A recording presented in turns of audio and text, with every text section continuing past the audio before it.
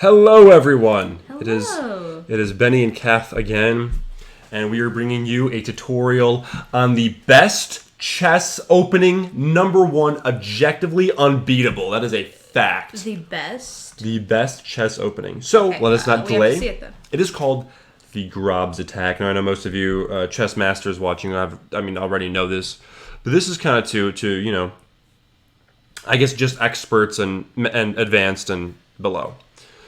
And of course, beginners, amateurs, everyone can use this if you want to win games immediately and be unbeatable. And it starts with G4. G4? Now, before you roll your eyes at me, Really? most of you probably had a reaction similar to Catherine here. Because you say G4. That's not E4. That's not E4. That's not D4. That's just a random move. G4, who plays G4? And I'll explain everything. So one thing you should know about the Grob's attack is that it is a vicious attack the whole game. You're not going to play positionally. You're going to play very anti-positionally, actually.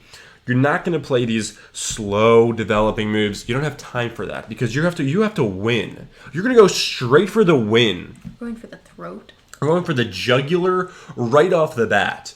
And so black, of course, has a gazillion responses here. But the point is, the reason you go G4 here. Let's go over the main line first, and then we're gonna go over why G4 instead of G3. And the idea is that they're gonna go D5 probably, and they can just take it then. And they're already attacking your pawn, so it looks like you're on the defensive already. So we have to defend it. No. No. No. No. We do not defend this pawn. What we do is we go bishop G2, and we let him take the pawn. And the reason we go G4 is because we want him to take the pawn. We intentionally go G4, hoping he takes the pawn. And that is because we go C4 here now. But then he can just take the pawn again. And ladies and gentlemen, after he takes another free pawn, what do you do here?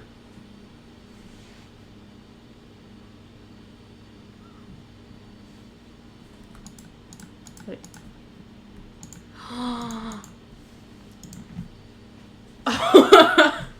You take B7. And then you win the rook.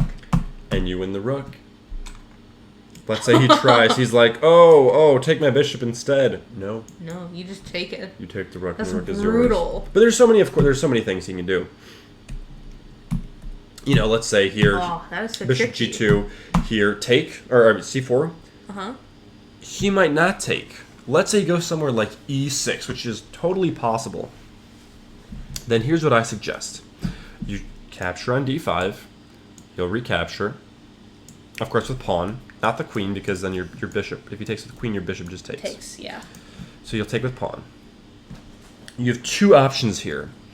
Against worse opponents, you can probably go queen A4, although it's not as good. And the whole purpose of queen A4 is you give a check.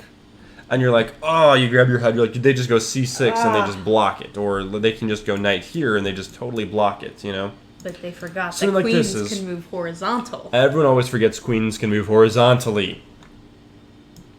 And you win the bishop. Kapow. So there's only one move that holds here, and it's bishop D7. And in this case, if they do find this move, you're in it's a little unpleasant. I suggest queen B3 because you're still adding pressure to stuff. Yeah. And you hope that he doesn't defend. But at worst, you are down a pawn. So if let's say he defends perfectly, you go somewhere like bishop here. He's defending well. You are going to be down a pawn, and your position's not great. Although it's not terrible. Not unwinnable. Another thing that's possible is queen b3, and you can choose your favorite to play. I generally suggest queen b3 because it is going to be more solid. And queen b3, it's attacking this, and it's attacking this right away. So it's attacking two things. I have to choose which to defend. Let's say c6. Then you just take here. And you're hitting the rook. And there's only one move that they could do that defends the rook, and it is here. Knight d7, which defends the rook horizontally. And then you could just kind of go pawn grabbing and start eating stuff. No.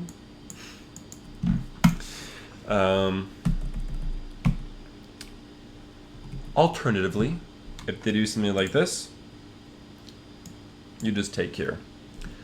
And a lot of times you're playing against this line. Like, this is kind of how you're playing, you know?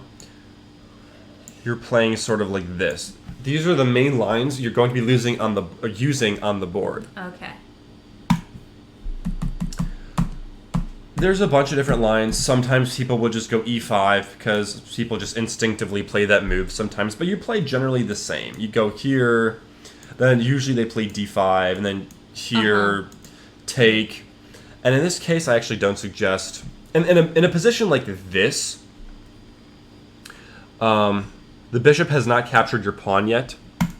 So I suggest something like b3. I would not go check and then recapture the pawn. I wouldn't do that yet. One thing that's possible is you go check, and then, you know, he defends, let's say bishop, well, let's say something like c6, and then you take c4, and that is one option, but I don't think it's as good. I think trickier is something like b3. And the idea is that if he takes, now you take with queen, and you're again attacking, putting pressure on stuff like this. So, and then if something like this, or let's say c6, which is actually what happened in the game. I think this is what happened exactly in the game I played. Bishop b2, and you're just trying to attack and continue to apply pressure. That's, you know, that's the whole point. And you're going to be playing something like that. Let's say g4, d5, bishop g2, and let's say they just go c6 right off the bat. The attack is over. Forget it. You go h3. And you play regular chess. Except just in a bad position. That is one of the best. That's like kind of one of the best ways to just stop it. But some people, you know, people just don't realize it. That most people will just take g4 and, you know, get into trouble. Hopefully. Also, same is true if after d5, c4. If let's say they don't go e6, even if they go somewhere like c6. It's kind of the same thing here in either queen b3 or queen a4. It's super similar. What if they try to attack our pawn with their knight? At what point? Like at the beginning. They go knight f6. So whenever they go knight f6, this is another actual reason for g4. You just go here.